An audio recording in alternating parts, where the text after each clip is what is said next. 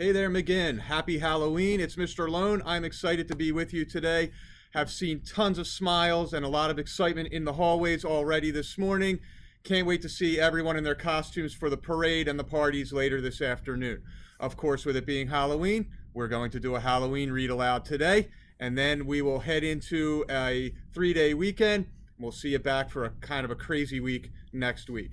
Borrowed this book from Miss Horvath. She had amazing selections of Halloween books. I don't have any left in the library. Everybody basically has the Halloween stories checked out. But we have a good one in The Haunted Ghoul Bus. And I think you probably get where that title comes from. Here we go.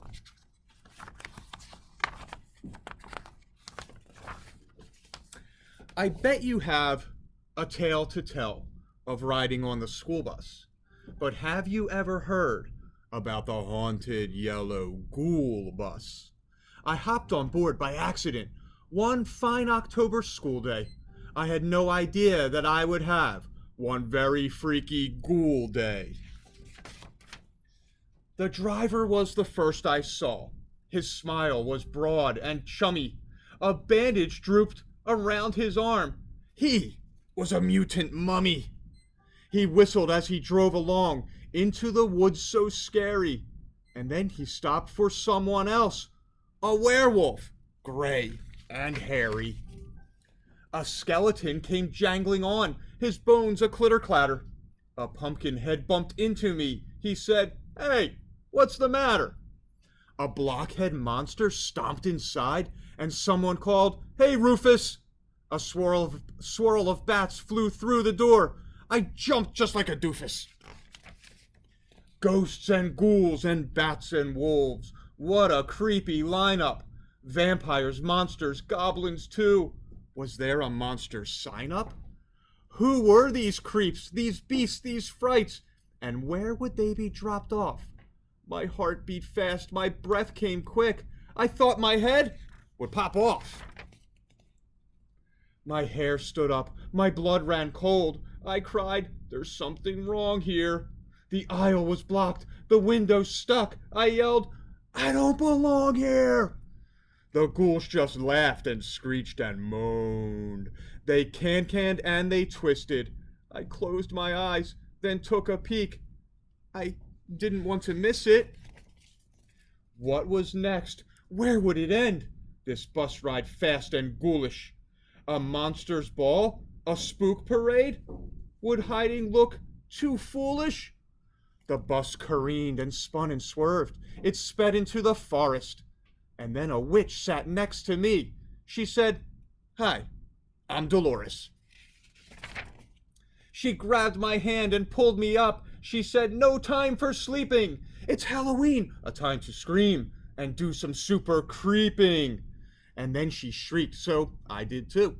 I joined her wicked cackles. I bellowed low with ghostly groans. I'm sure I raised some hackles. Hey, that felt good. I wailed some more. And then I started dancing. We boogied up and down the aisle. Those spooks and I were prancing. They told some tales of scary deeds, completely gross and gory. I told a joke. I made them laugh. They loved my silly story. It hit me then. These ghouls were cool, and Halloween was their day, a day when they could be themselves, a holiday to scare day. Just then the bus began to slow. The monsters sounded cheerful. The door slid wide, the werewolf roared. I got an awful earful. And what do you suppose I saw from the ghoul bus doorway? We'd parked before a ghostly school. I couldn't wait for more play. Before I could walk down the steps, the mummy slammed the bus door. "You're not a ghoul, you're just a kid." I wouldn't get my ghost tour. "I'm sorry, son, for my mistake, but now the fun has timed out. It's off to school for kids like you, before your teachers find out." And all along that lonesome ride, I felt so drab and cruddy. Would those wild monsters miss me much? I missed each spooky buddy. Well, that's my tale.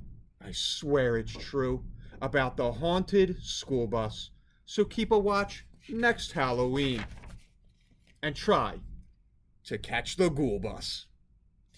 So, boys and girls, I hope you enjoyed that little trip with bunch of different Halloween creatures and monsters. Hope you have an amazing day, an amazing Halloween. We'll chat real soon. Have a good night, McGinn.